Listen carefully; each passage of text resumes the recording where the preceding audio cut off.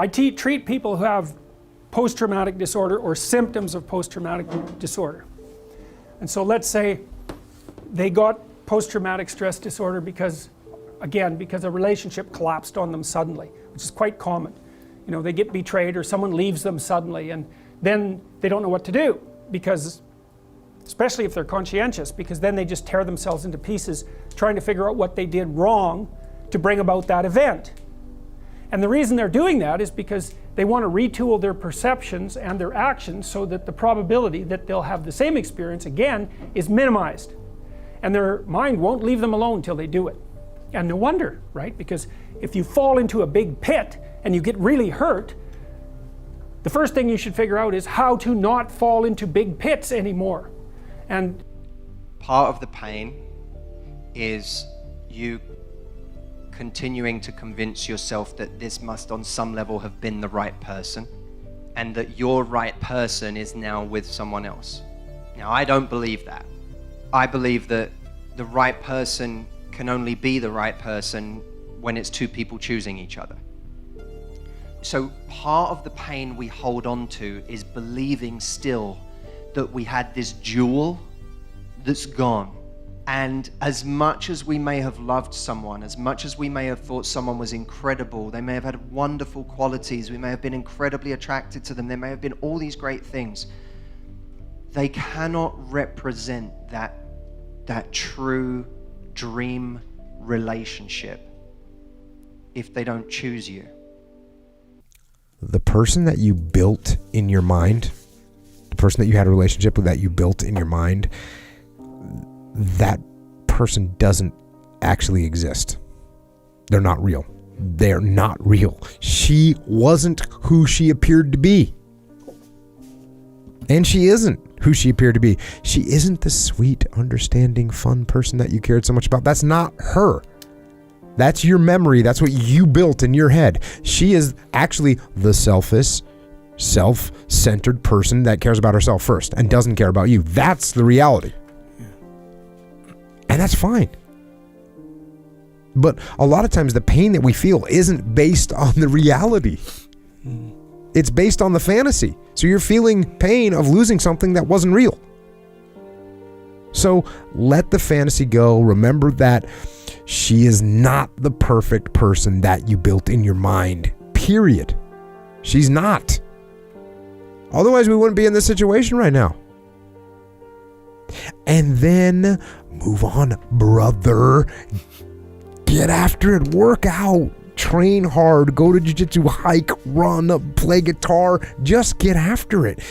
And those things not only are going to distract you from the pain, which is good, they're going to improve you as a human being, which is good, and they're going to rebuild your confidence, which is good. They're going to make you feel good. They're going to make you stronger and smarter and better and put you into a place where you don't need that little made-up fantasy anymore. The greatest advice I ever received was kill your ego. Because that motherfucker has no place in your growth. None. None. I box a lot. And when you go into the ring and you are worried about getting hurt, when you're worried about yourself, that's ego. When you're worried about the size of the other guy and this guy's skills, and that's ego. When you're worried about, I came in here to do a job, what's my job? Then ego goes out the window. And there are we're all gonna die many, many times in our life. We're all gonna die. You just died, right? A piece of you has to die.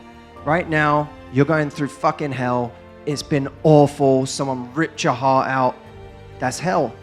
But I want that version of you that goes through hell and comes out and has something to say at the end of it. That's the version of you I want. partly what you do is with people, and this is what you should do with yourself too, is you do a situational analysis. It's like, don't be assuming necessarily that the thing that happened to you only happened to you because of what you did or didn't do. There's all sorts of factors at play. So one of the things that sometimes I do with clients is if they were in a relationship and I can get some reasonable personality information about both of them, I can point out where they were temperamentally incompatible. you know, like if you're a highly conscientious person and your partner is very, very low in conscientiousness, it's like, well, good luck to you two. How the hell are you ever going to work that out? Because you want everything to be exactly where it's supposed to be, and you're working all the time, and your partner could care less whether things were where they're supposed to be, and they're not going to work. And you can butt heads about that forever. The probability that you're going to shift it, you know, except to some minor degree, is very, very low. There is a way to get revenge on women. Every time I've heard anyone say, oh, my ex broke up with me, she cheated on me, I need revenge. That's sick-minded. That's incel level shit. The only kind of revenge that you can get on a woman is this. Ever. Say goodbye politely. Keep working hard. Increase your value as a man.